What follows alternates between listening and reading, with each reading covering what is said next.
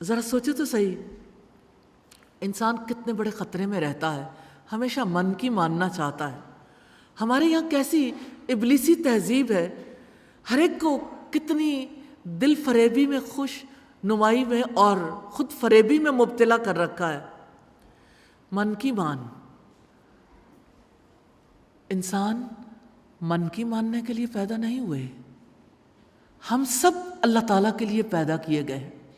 ہماری زندگی کا مقصد عبادت ہے، تاکہ ہمارے دل محبت اور تعظیم کے ساتھ اللہ تعالیٰ سے جڑ جائیں۔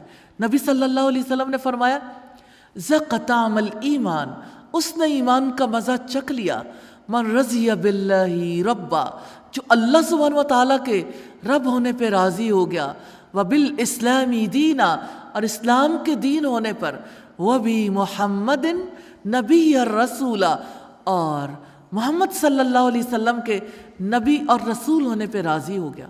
یہی کام تو ہوتا نہیں۔ آج اپنے اوپر اختیار سمجھتے ہیں نا، اپنے آپ کو اپنا مالک سمجھ لیتے ہیں، پھر کہتے ہیں میرا جسم میری مرضی، بھول جاتے ہیں جس کی تخلیق اس کی مرضی، جس نے پیدا کیا ہے اس کی مرضی چلے گی تو یہ دنیا کی زندگی بھی ٹھیک رہے گی، درست راستے پر رہیں گے اور آخرت میں بھی کامیاب ہوں گے۔ اگر اپنی مرضی کی تو من کی ماننے والوں کا انجام نہیں دیکھا؟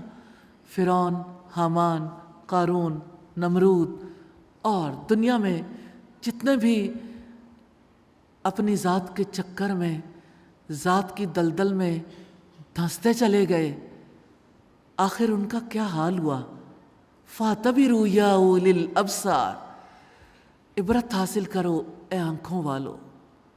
اللہ سبحانہ و تعالی ہمیں توفیق عطا فرمائے۔